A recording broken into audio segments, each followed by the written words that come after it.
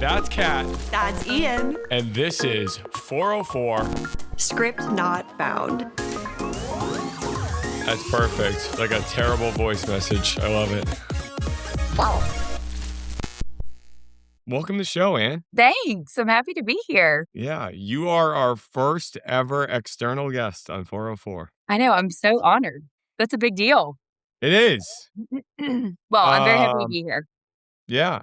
So for those of you listening at home, Ann McCreight joined the show. She is a technical recruiter at Finding Great People.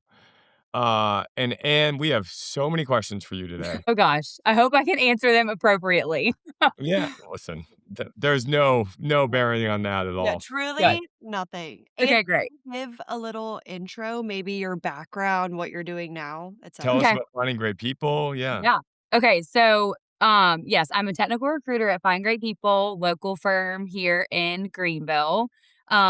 Basically, I recruit technical people. So that could be anything from developers, engineers, IT support people, anything in that realm. We touch and have touched in the past. And obviously, with technology, that is ever changing. So, seeing a lot of AI, a lot of that coming, towards the end of last year and certainly into this year. So, having to stay up on what's current, what are people looking for, kind of what's that hot talent right now, which in technology is literally always changing. So, that's kind of a brief synopsis of what I do. I love it. We are obviously not technical people on this show. A little bit. Not at all. No. All right. Let's start with AI because I am so curious about this. I feel like we're just going to throw questions at you. It's great. Maybe Seabass and our producers are going to have their hands full editing this one. But I would imagine like you're obviously talking about like recruiting AI as a talent, but from the Mhm. other side of it, I imagine people are starting to use AI for like resume development. And I imagine on the flip side, companies are starting to use AI in their like recruiting software that's auditing resumes. Are there things that we're not looking for jobs on this podcast for the record, but our listeners love might this be. one. Are there things Sure. people should and shouldn't be doing? Yeah. So yes, AI as a whole obviously is everywhere. I mean, everybody's using it. Hiring managers are using it, candidates are using it. I would say from a candidate perspective, if you're looking for a job, it's great to use AI as a tool. So I would not say don't let it create your resume because if it's creating your resume, it's just putting in it might be in detail, but it's basic stuff and it's not personal to what you have done at your seat. And hiring managers want to see that. They want to know detail. They want to know what have you done on your team with people? Like, what have you actually had your hands on? Not whatever AI can spit out that a developer is supposed to do. Yeah, some jargon. Yeah. So the main thing I tell candidates is, don't put anything in your resume that you can't speak to. If you can't speak to the project you worked on it with that specific technology, or even if you have at-home projects that you're working on, if you can't speak to it, don't put it in your resume. So I would say don't let AI create your resume, but certainly it's great to refine or edit or, help you reword some things. Yes, that's great. But don't let it do it from scratch because that's not the truth of whatever No. AI is going to spit out that you did. I have a follow-up question to that. So Yeah. on a resume, how often are hiring managers actually looking at the resume versus just getting, I know AI scrubs, like a lot of Sure. people just have AI scrub and look for words. I Mhm. assume on the other end, it'll spit out some type of summary to the Yeah. hiring manager, so they're not in the weeds of it. Are you seeing that process change at all? I would say a lot of our hiring managers really do look at the resumes because we've even had feedback of like, hey, I noticed in the resume they don't have this. And so that's important that they're looking at that and not seeing they're not seeing it in the resume. So I would say they really are looking at it. Now I'm sure that will change as time goes on with AI spitting different things out or a summary or whatever. But like we at Find Great People, we write little synopsis. So if I'm submitting Ian for a job, I will write a little synopsis about his experience that he's had up until this point that is prevalent to what they're looking for. So they have that from us, but they're also typically pulling up the resume to just see like, okay, where have you worked? How long have you worked somewhere? So I would say Yeah, they are definitely looking at that, at least in my experience. Now I'm very interested. So, are there tools that are around AI tools that are around interview prep? Because, okay, AI is scrubbing your resume, you're using it to build your resume, then you're moving to the next stage, you actually get an interview. How are candidates using that? And on the opposite side, how are hiring managers creating questions or facilitating interviews?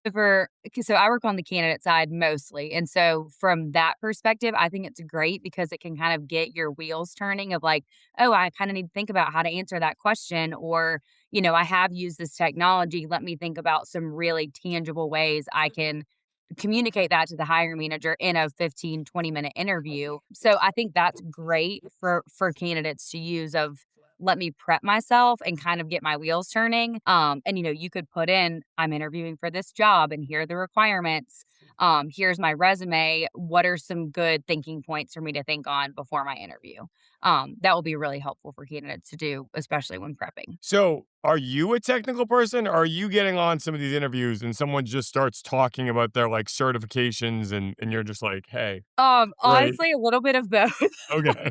So I've done this for about 6 years. So All no, right. So I've done you this for become a about technical person if yeah, you no, I've weren't done already. this for about 8 years now.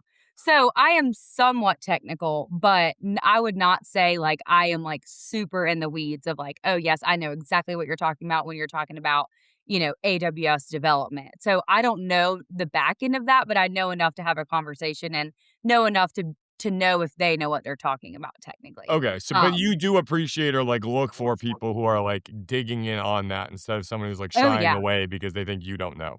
Yes, if Yeah. they're shying away, I'm like, "Okay, do you really know what you're talking about?" And a question that I usually ask people is, "You know what you do a lot better than I do. Explain to me what you do day to day," and then let them take the reins and say, "This is what I do from sun up to sundown." And it's really easy for them to communicate that. And sometimes I'm like, "Okay, talk to me like I'm 10. I have no idea what you're saying." And then they're like, "Okay, I can dumb this down for you a little bit." Yeah. Okay, wait, and this is a tangent, but that's what we do here. So my first job, I worked for Aerotech, Okay. and I interviewed there for the record. this is something we talk about often. Yeah. Okay. So do you like your job? Keeping in mind that her employer is probably gonna listen to this. Right. Look at me. Migrate people, She stat loves her listening to job. this. I love my job. No, I really do, but and not to sound cliche, I do think where you work in this industry certainly matters. I don't know a lot about aerotech, Very. but, just culture definitely matters. We're a smaller local firm, and they really do invest in us, and they really do care about us, and they know that the industry can be cutthroat because you're depending on people making decisions that you want them to make. Um, so that can be very difficult, but yes, I do love it. But that is certainly because that I work at Fine Great People. I don't know that the answer would be the same if it was somewhere else. Okay. I Thank you. interviewed I don't remember the name of the company, which is probably for the best. I interviewed for a staffing firm in Atlanta, and I was on, like the final interview was like a day in the life, and I had to go there for a day. I had to sit they worked in this, like it was in, like, an office building, but they were the basement. Oh, no. It was like a cave. Like, No, they give me were a just okay. there. This Has Ugh, dude I shadowed worked, I would tell you 7 hours and 59 minutes of 8 hours. Like, he didn't surf the wow. web, he didn't check Instagram, he didn't do anything. Wow. They didn't leave for lunch, which if you know anything about me, I'm a big lunch guy. he's gotta go to Yeah. lunch. Chipotle? I'm taking a lunch. There's Um, never been a day that I haven't taken a lunch. they then made me run a 4-mile run, which now I would love, then I hated. It was like part of their culture was we're big on fitness and we run after work together. I You're run 4 kidding. miles with them. So all day, the guy I shadowed, I actually like he was the brother of like a girl I went to college with. Total coincidence, happenstance. And I was like, this dude seems awesome. I think I'm gonna take this job. He ended up adding me on LinkedIn and DMing me. It was like, do not take this job. Wow. Oh my word. No. Okay, 4 miles in an interview is Oh yeah. crazy. And it was like they were like, "This is part of the day." Like, I was like, I had to Oh, run the no. 4 miles, I like can't run 4 miles. I would've been No, like, I was "I about to say, can't. if I I'm had to out." run 4 miles, I'd be like, "Oh, I don't think this is the right opportunity for me." right? Yeah, Yeah. I can't Sorry, I don't have my Yeah. tennis shoes in the car. Yeah. I was gassed for the record. wait, yeah, that's a good question. Did you go in knowing that would happen, or were you surprised? I think they must have told me because I He's had, like, like, "Don't you have workout clothes with stuff?" me. Yeah. That's disturbing. We did just actually start an FGP run club on Thursdays, but it's totally optional. I am opting in. Ian will be very glad to hear this. I am opting in because I need to up my running game. There you And I go. was like, guys, I can't be setting out doing some 5 mile run. And so my first day is actually tomorrow. I'm very excited. We'll have And they to will well, probably I'll follow appreciate the up on plug. that. We'll see how it Yeah, goes. I'll text you Friday and let you know how it went if I can move. Um, all right. So I have another question. It's been a long so I'm gonna this will be a two-parter because Yeah. one, it's been about 5 years since I've been in the, like, and I'm not trying to get back in the job market, to be clear, for my employer listening out there. Like, I haven't updated my resume in that long. So, one, I probably should be, I would think. I'll say that's not a best practice. Yes, and Listeners, that's what just I'm so we're looking clear, for.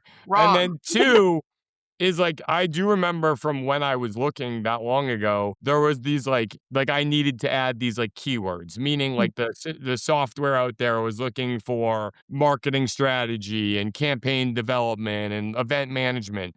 And I like tried to work those into my resume. Is that still a thing, or are we like because I'm at like I know we use screening software where I don't see the 80 people that apply. I see like the 7 that fit my requirements as a hiring Mhm. manager.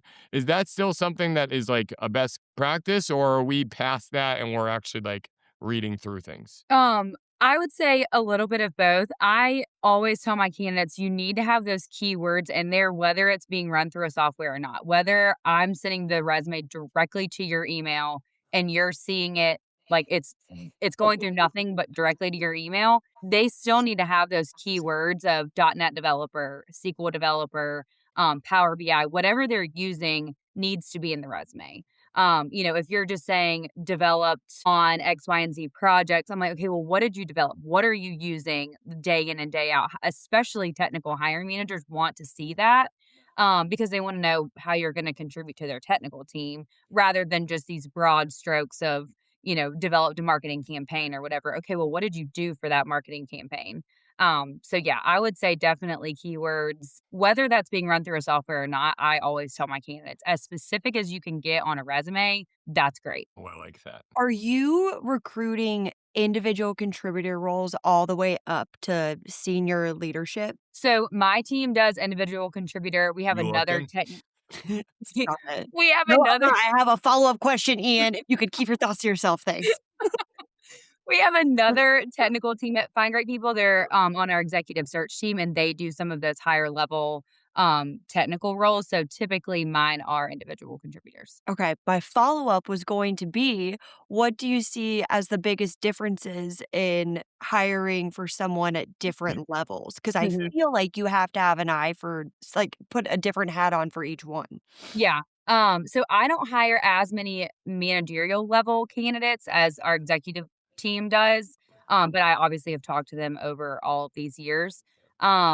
Just levels of like, do they want to manage people? Because I hire team leads all the time and they're like, I don't really want to lead a team. I just want to, Red flag.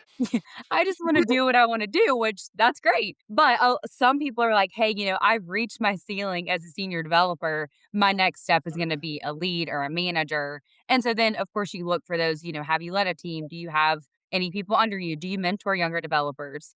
So those are all good questions to ask of, do you want to do that? And do you have the capability to kind of get there in the next couple of years? I don't know if that answers your question. No, that does. It makes a lot of sense. Just curious. Another resume question for you. Okay. These are dumb to be clear. Do you put any weight in like how a resume looks? Meaning like do you weigh a Word doc resume differently than you would the beautiful Canva resume? Oh my god, I was about to say, did Ian put his headshot on his resume? I Okay. I So, don't we can pull it up maybe yeah, after. Do you if have so, your let's, headshot No, on your I resume, don't. Ian? I was gonna say, if so, let's take it off. Hang Yeah. on. You talk, I'll look at Canva. Okay. So, yes, because I am technical, I don't want to see your glitz and glam on your resume. I just need to know what you can do. So I don't want to see your photo or specifically, I don't like to see the Canva. Which sometimes that's great. Ian's is gonna be like blue and green and have his No, I picture. think it is blue. I'm thinking about Ian, and he's got, like, little running shoes on it and his No, headshot I in the don't have top. running shoes on it. At the bottom, it says hobbies, running, and I'm like, "Oh, that's great. I like to know that, but we don't need it on a resume for a He hiring definitely has manager." hobbies. Ian definitely has hobbies on his resume. I don't know if I have it. I'll have to find this. I'll share it. We can like put it in our like post or something. Yeah, But let's I'd Dying to love to see hear. that, but so at FGP, we put our FGP logo on it and take all that other stuff out, which we tell candidates, we never alter the content of your resume, but we do put our FGP logo on the top. So that's how we send it, but yeah, I don't the glitz and the glam is not necessary. okay, Now, if we were a digital marketing person, maybe that would be awesome, but that's not I don't recruit that. So maybe Ian's on the right track, guys, I found it. I do not have a picture. Okay, thank goodness. Thank goodness. but it's blue, isn't it? How's it It looking? has blue on it. I feel like that's important. Like blue font or like blue swirly Here, I'll share. headline? Oh, okay. Okay, this is I not bad. this was No, this much is not worse bad. in my head. This Okay. is my little skills though, Anne, that I was telling you about. Yeah, that's good. I love a skills bucket. Yeah. Listen. All right. That's the Ian shares his personal information on the podcast part of this. For anyone who didn't watch or you can't watch this, for everyone listening, Ian's resume isn't that bad. There are some blue buttons that are questionable, and it is about 6 years outdated. Truly, But it no is picture. actually exactly 6 years. Perfect. So you know I'm good where I'm at. Okay, guys. He's He's happy, happy. everyone. He's happy. All right. Do you have any like I was gonna end with this, but I just keep thinking about it. Do you have any like ridiculous stories, like interviews, screening interviews that just went totally awry that you're like, please get off the bar? Oh gosh, I'm sure. We have a lot of, like, internal jokes of, like, "Did y'all just hear me on that call?" Or, like, "This was terrible." Um, I'm trying to think of some okay things to share. Well, I don't know if y'all really understand this because this is kind of a tech joke. Y'all will get this. So, I was calling a girl one You have a time. This lot of was, like this faith. was so long ago. Okay, you know languages, like, development languages are like SQL, .NET. I knew yeah, all right. Okay, there you go. Yeah, Those are some development languages. So I like call her and I'm like, hey, so can you tell me what languages you've worked with? This was for a developer position, a technical position. I was like, can you tell me what languages you've worked with, over your career? And she's like, languages? She's like, English. I'm like, okay, no, that's We're not the looking answer for I'm ever gonna Java work. or Yeah, Python, honey. Java, Python. Yes, those are the answers. I'm like, yeah. No, I'm so sorry, but you're not gonna be a fit for this position. She's like, "Well, I can learn them." 'em." I'm like, "No." no. So No, that's I probably don't feel like you can. I don't yeah, that was funny for a long time. But, We one of my friends in college took a job out of college. He's long moved on, but he knew nothing. Like he literally spent he knew it was like a 6 month like project that his first thing was, and he spent the first 2 months every day just going into work and like learning scripts. wow. And I was like, you are the most confident, self-confident person I've ever met because I couldn't even like lie about Yeah. knowing things. No, That how did you get the job? Truly, I don't know. Clearly not a good hiring manager or recruiter. I'm like, "Wow, good for him, though." Yeah, it worked out. He actually, like, was there for several years, I think, so good for him. Wow, they and he saw Yeah. some learned real drive. languages. Free I don't know what learning. Catherine said. You're fine. Sorry. What'd you say? Which one? Who? You! Oh, I said Andy learned languages for free Yeah. on the company dime. Okay, I have a question but mine's like kind of a wrap one. So Ian, you go first if you have any more, but I before we get to the end, I'm curious about like how someone would go about working with a recruiter if they're in their job search versus going and applying to the company directly Mhm. or yeah. Yeah, this is a great question. So the way that we work is we work with a lot of hiring managers. We do work with HR and we have that relationship. Kind of two ways is how we work is we work on the client side. So we partner with clients to know their needs, their hiring needs, what they're looking for. They come to us or we go to them and meet with them, figure out what that need is, and then we go out and look for these candidates. So can you do the job that we're looking for? Another way that I connect with a lot of candidates is people reaching out on LinkedIn, people applying to our website, applying to some of our jobs that are looking for jobs that may or may not be a fit for the jobs that we have. But we still reach out to those candidates. We still talk to them. Hey, what are you looking for? Especially local to Greenville candidates, just for our business. And we have offices all over the state, so this is applicable to them as well. But what are you looking for? Kind of get them in our database, and then I add them to a list of .NET developers. So when I have a role come up, I'm like, okay, I need to call these people that are here that have been looking in the last 6 months. So typically that way, a lot through, I mean, most of my job is done through LinkedIn. Reaching out to people, people reaching out to me. I'm on LinkedIn 95% of my day. So Okay, that makes a lot of sense. Yeah. yeah. Okay, and then follow up, last one, sorry. Um, if you're looking to pair someone with a new role and it's solely in South Carolina, correct? You're Mhm. okay. I'm assuming a lot of these roles are remote? Like, it's not necessary to be in person? Yes, so we're seeing a lot. So Find Great People as a whole is all over the United States. My team specifically, I do a lot in South Carolina. So we're seeing a lot more people wanting, I mean, clients wanting candidates in the office at least some of the time. So that has certainly been a shift over the last couple of years. Over the last couple of years, fully remote, no one's going into an office for Right. whatever reason. And then over the last couple of years, it's trending a little bit more on site, at least hybrid. So could be a little bit of both, but yes, we do work a lot of remote positions, and for that, obviously, you could sit anywhere for a remote position. Amazing. So everyone go connect with McCreight. Yeah, Yeah. everyone Bet. connect with me. Anne, do you have any questions for us? Ian, Gosh. what would Okay, you have questions for us well, on? I actually have a question, and this is, like, not related to tech at all, She listens but to the show, Kat. yeah, I do Okay. listen to the show, but I feel like I should know the answer to this because I listen to the show, but did y'all just connect through work? Like, how do y'all know each other? We're best friends. We do everything together. Wait, so like it is like a 0 to like 60. Yeah, like we worked together 3 years ago, a little 3 bit. Okay. barely, and I actually asked Ian to, like, mentor and help me a little bit. I was trying to learn about small business, and then Did I I? don't remember how, we just started chatting a little bit more, and he was like, "I am" no, here's what happened. He was going to start another podcast and do solo This is episodes. it. He was like, "What do you think of this?" And I I listened. recorded an episode that I like Kat used to host a solo pod Mhm. outside of work that was like Okay. health, wellness, Yeah. life, whatever, and she did like ins and outs of 2025. And I was like, "Oh, I like that," from like a topical idea. And I recorded a pilot for this because we needed to like have a more frequent vehicle from content perspective. And what did you tell me? I asked him if he was okay because he sounded very sad. He On sounded the podcast? y It was yeah, solo, so I was just yes. talking to a Oh mic my god. alone. He was, like, in the microphone, in, AI, Uh-uh. out, lunch at your It was not desk. this Like, it bad. was crazy. He sounded so sad, and not only did I think he sounded sad, the agency thought he sounded sad, and they said, "You need to find a co-host." So then he picked me, and now we hang out all the time. Yeah. Okay, got it. Or I knew there was some connection through work, but I didn't know how the podcast started and all that, which I should know because I'm a loyal listener, but I I forgot. appreciate that. Yeah, we met in Yeah. person like one time before we started the podcast. Oh, really? No, Yeah. not even. The first time we met in oh, you're right. Yeah, Karina's wedding. Karina's wedding, yeah. Yeah. Yeah, that was it. Yeah. And then That's it so looked fun. out and it's so funny to me because I think about when I used to get nervous to meet with Ian because, like, he's senior leader, I get really nervous, and then now I'm like, "You're old."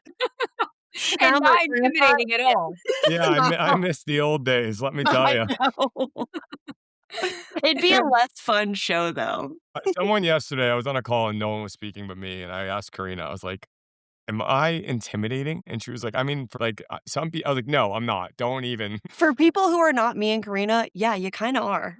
Maybe in a work setting. I don't think you're intimidating whatsoever, but I only Okay, know I you feel in like a once social you know setting. me, I'm a Yeah, child. and not in Yeah. a bad way, in a good way, like in a, "Oh, I wanna impress him" kind of way. And then you meet him, and you get in and you And still that goes wanna away impress him. entirely. No, and you still wanna impress him in a different way. I want him to be proud. All right, we gotta wrap because our next guest is showing I for know, our so next sorry. episode. Alright, bye. Thanks so much for having me. And thank you, Bye. appreciate you. Bye. That was so fun. If you like the episode, please rate, review, subscribe, and we'll see you next time. Until next time. Thank you for listening.